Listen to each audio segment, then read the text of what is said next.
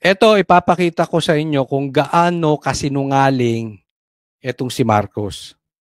Si Marcos ang tunay na pro-China. Pakita natin. Ito. Wala kayong maririnig na masamang balita tungkol dito sa ating mga kandidato. Wala?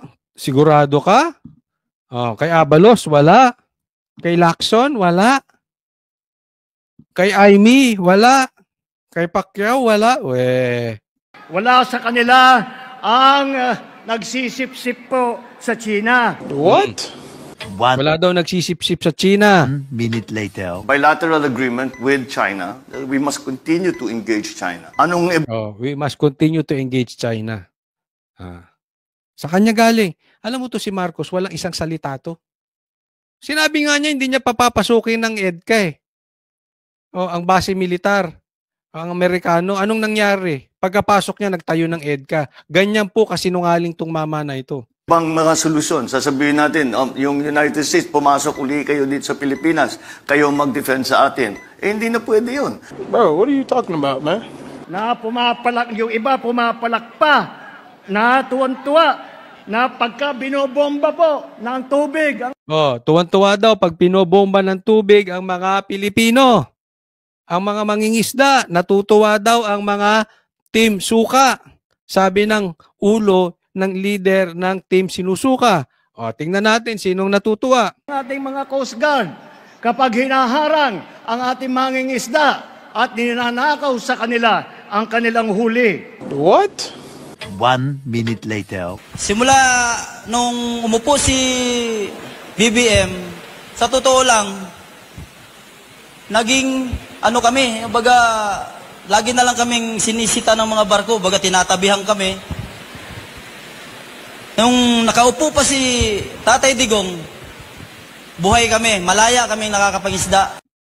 Kita nyo Ito, usap-usapin po ito. Kung may mga kaibigan kayo mangingisda na malapit dyan sa China, alam nyo ito. Kasi talaga ako nakakausap ko itong mga to, may mga nakausap ako na talagang dati raw, nung panahon ni PRRD, malaya sila, hindi sila ginagambala ng China sa pangingisda. Nung panahon lang ni BBM nagkaroon ng higpitan. Di ba yan ang sinasabi ko? Anong gusto mong malaman kung ano talaga plano ni BBM sa bansang Pilipinas? Anong saloobin niya? Anong end goal niya? Pakinggan mo yung sinabi niya. Yung kabaligtaran yun. Halimbawa, sabi niya, ayaw ko ng impeachment. Tingnan mo, lantarang panloloko yan.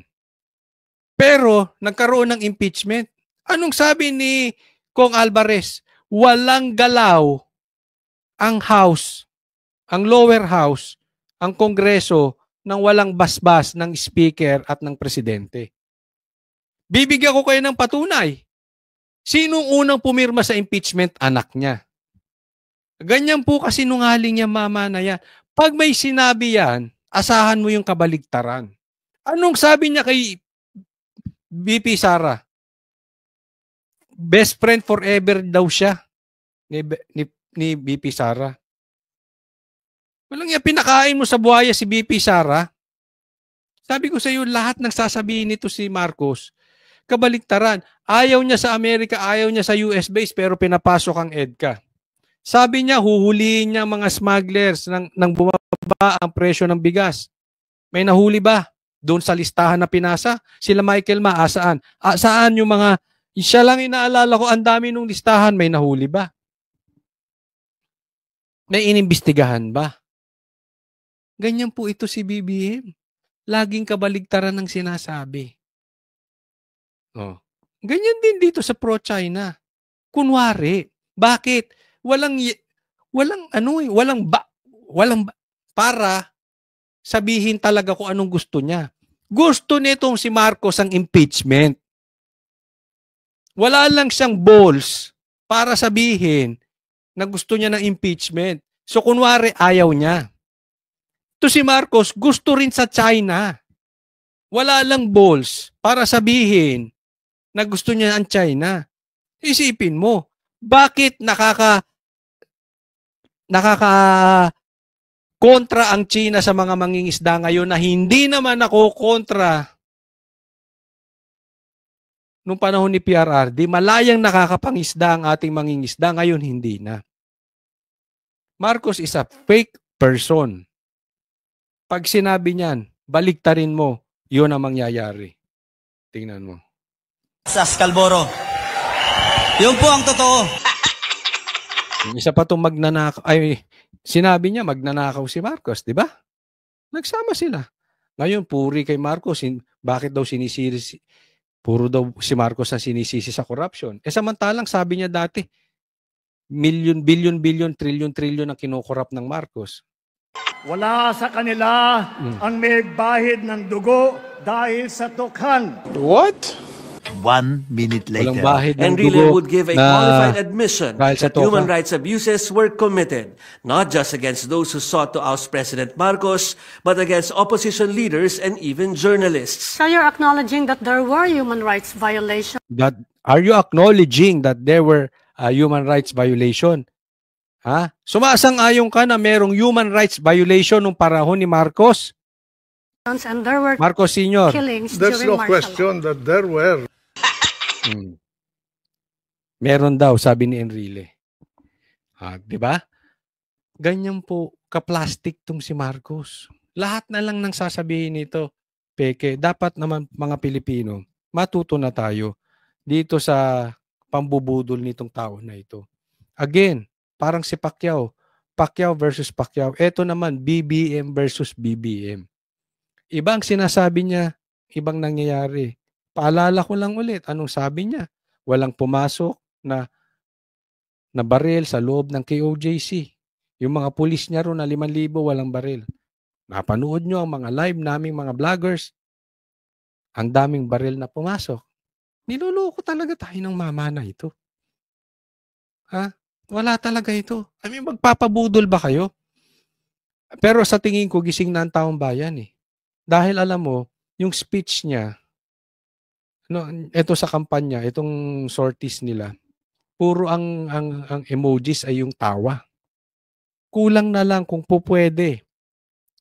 Yung emoji, kung meron lang, nangiwi emoji, siguradong napuno na ito ng ngiwi emoji. Alam ko nasasaktan to si Marcos dahil alam niya yung katotohanan. Dahil sa sarili niyang post, binabash siya. Ganun po katindi si mas marami, milyon. Ha? Ang natatanggap nitong laugh emoji. Ganun po sila sa social media. Kaya talagang pinatitiklop nito ang vloggers, pinaiimbestigahan, sa katunayan ay pinapatawag ang mga vloggers. Isa po tayo doon sa kasama. Kaya nga hindi alam niya wala siyang pag-asa at hindi niya papayagan ng mga vloggers. Kasi talagang sirang-sira po ito si BBM. Nakikita niya 'yon. No? Marami po tayong activities at tayo naman po ang dapat siguro ay sa umpensiba. Abangan ninyo dahil meron po kaming gagawin. On the time of this posting ay naghahanda na po kami. Baka after 8 hours, 9 hours na balitaan nyo na po na meron kaming, kami naman ang magpapatawag. Kami naman ang on the offensive. Dahil meron talaga silang maling ginagawa. Meron talagang dapat masampahan na kaso ng mga kongreso, kung congressman. At meron din talaga dapat masampahan na itong patungkol sa impeachment ay pipigilan natin. Pipigilan natin itong impeachment na ito. Kaya po, sana yung sinasabi ko sa inyo kanina na vote straight PDP po tayo. Kasi pag hindi tayo magbo-vote straight PDP, it's actually a vote to other candidates, is a vote against, is for the impeachment of BP Sara. Huwag po kakalimutan, mag-subscribe po kayo sa channel na ito, Coach Oli News PH, at pakilike po itong video na ito. Para sa Diyos at Pilipinas nating mahal, God bless everyone. Coach Oli po.